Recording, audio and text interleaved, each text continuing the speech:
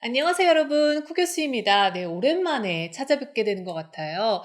코로나19로 인해 언택트 소비가 확대되면서 이커머스의 영향력이 점점 커지고 있죠.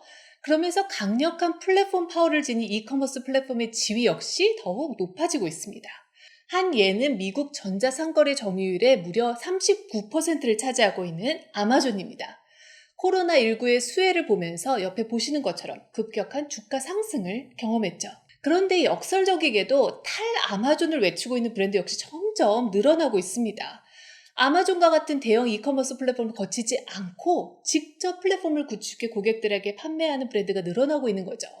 이른바 D2C, Direct to Customer 모델을 택한 것입니다. 이미 나이키, 파타고니아, 버켄스탁, 이케아 등 유수의 브랜드가 아마존을 선언하고 자체 플랫폼을 통해 소비자들에게 직접 판매를 하겠다고 선언을 했습니다. 대형 이커머스의 플랫폼의 지위는 점점 높아지고 있는데 왜 많은 브랜드가 유통 채널에서 벗어나 D2C 모델을 택하는 것일까요? 그리고 D2C 모델의 장점은 무엇이고 또 이것의 시사점은 무엇일까요? 오늘의 주제는 D2C Direct to Customer입니다.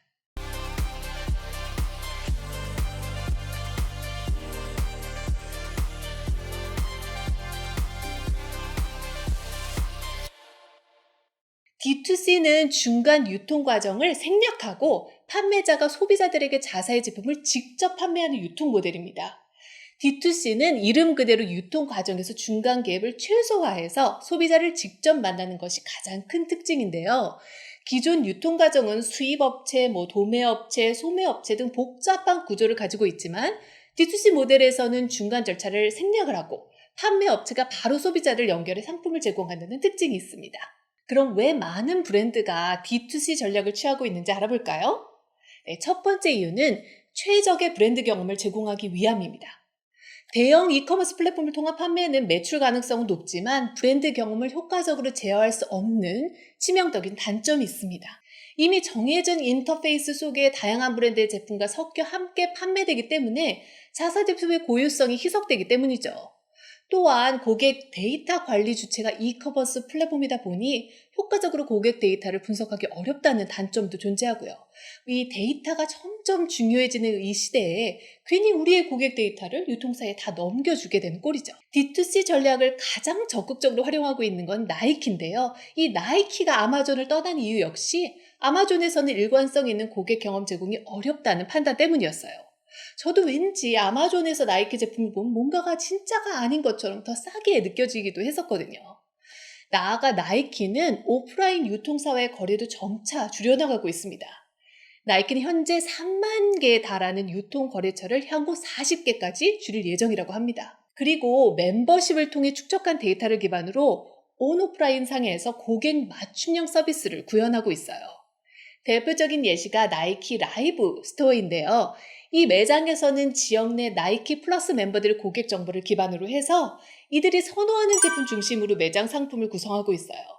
또한 나이키 플러스 회원들을 대상으로 1대1 스타일링 상담 서비스를 제공하는 등 다양한 체험을 할 수 있게 매장을 구성해 두고 있습니다. 나이키는 앞으로도 지역 특화, 개인화, 온오프라인 통합에 초점을 맞춰서 유통망을 구성함으로써 소비자들에게 최적의 브랜드 경험을 제공해 나갈 계획이라고 합니다. 이처럼 나이키의 D2C 비중은 계속해서 증가하고 있으면서요. 2022년에는 D2C 비중이 무려 40%를 차지할 것으로 전망이 된다고 해요. D2C를 선택하는 두 번째 이유는 유통 마진을 줄일 수 있기 때문이죠. 유통 채널의 힘이 세면 셀수록 낮은 마진을 받아들이고 복잡한 규칙이나 조건을 따라야 합니다. 이 커머스 플랫폼으로부터 광고를 위한 비용을 요구받을 수도 있고 원치 않은 세일을 강요받을 수도 있어요. 이런 경우 울며 겨자 먹기로 유통사의 요구에 따라야 하는데 이는 매우 적은 마진을 남기게 되는 원인이 됩니다. 반면 D2C 모델을 택하게 되는 경우 유통업체들과 수익을 공유할 필요가 없죠. 그러다 보니 영업이익률을 높일 수 있고 가격 경쟁력 역시 확보할 수 있게 됩니다. 또한 할인 프로모션 등을 자사의 상황에 맞게 탄력적으로 운영할 수 있어요. 실제로 세계 주요 의류 브랜드의 D2C 매출 비중과 영업이익률의 관계는 양의 상관관계가 발견되기도 했습니다. 특히 자금력과 브랜드 인지도가 부족한 스타트업들이 적극적으로 D2C 방식을 채택하는 경우가 많습니다. 불필요한 유통 단계를 없애서 가격 경쟁력을 확보함으로써 대기업 대비 부족한 인지도를 극복하기 위함이죠. 여러분, 월비파커라는 브랜드 아시나요? 네, 월비파커는 이 D2C 모델을 채택하며 유통 혁신을 만들어낸 대표적인 해외 스타트업인데요. 안경을 판매하는 회사인데 우리나라에는 들어와 있지 않다 보니 좀 생소하신 분들도 계실 거예요. 하지만 놀랍게도 월비파커는 2015년 무려 구글, 애플을 제치고 세계에서 가장 혁신적인 기업으로 뽑히기도 했고 현재 30억 달러의 기업 가치를 평가받고 있는 어마어마한 유니콘 기업입니다. 월비파커가 시장에서 이렇게 좋은 평가를 받을 수 있었던 이유도 바로 이 D2C 모델 때문인데요. 월비파커 창립 당시 미국의 안경 시장은 룩소티카라는 한 개의 기업이 사실상 독점의 지위를 누리고 있었다고 해요. 그래서 안경 가격이 무려 300달러에서 500달러로 매우 비쌌죠. 월비파커 창립자들은 이제 미국의 와튼스쿨 재학 당시 도대체 왜 이렇게 안경이 비싸야 하는지에 대해서 의문을 가지고 유통구조를 단순화시키고 안경을 온라인으로 판매하여 유통마진을 줄이는 사업 모델을 구상합니다. 하지만 처음에는 누가 안경을 온라인으로 구매하겠냐는 부정적인 반응이 대부분이었어요. 이에 창업자들은 이러한 우려를 해소하기 위해서 무료 착용제도라는 아이디어를 고안합니다. 먼저 소비자는요, 홈페이지를 통해 마음에 드는 안경 5개를 고릅니다. 그리고 샘플이 집으로 배송되면 약 3에서 5일간 자유롭게 사용을 하고 마음에 드는 안경을 선택을 해서 시력 측정서를 동봉해서 다시 보냅니다. 그러면 약 2주 후 집으로 안경이 배송되는 거죠.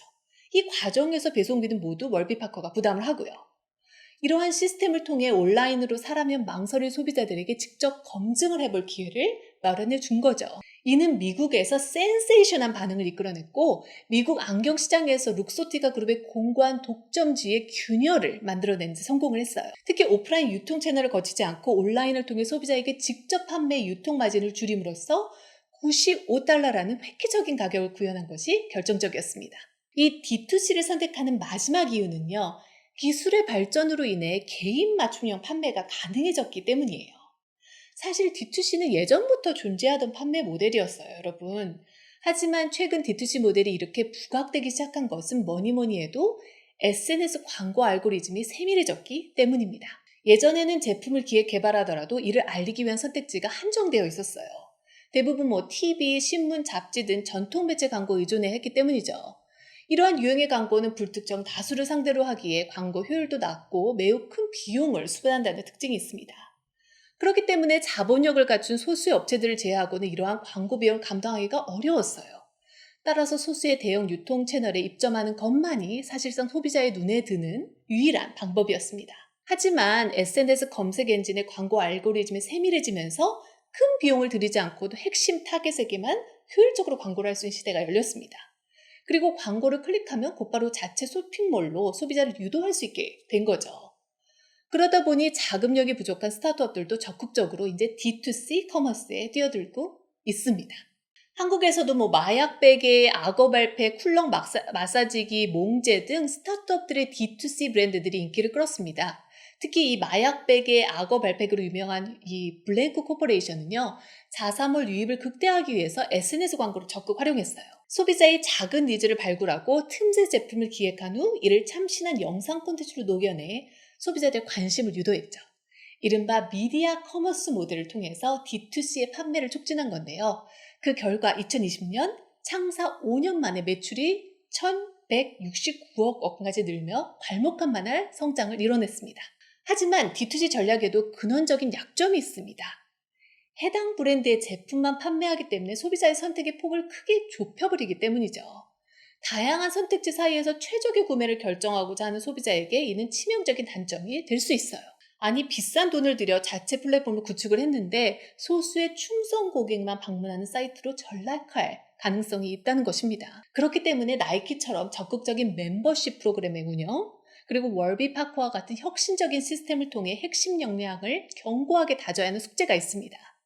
그래야만 새로운 소비자를 불러 모으고 기존 소비자를 럭인 할 수 있는 힘을 가질 수 있을 것이니까요. 여러분, 오늘 내용이 도움이 많이 되셨나요? 다음에도 더 알찬 내용으로 다시 찾아오겠습니다. 그럼 안녕히 계세요.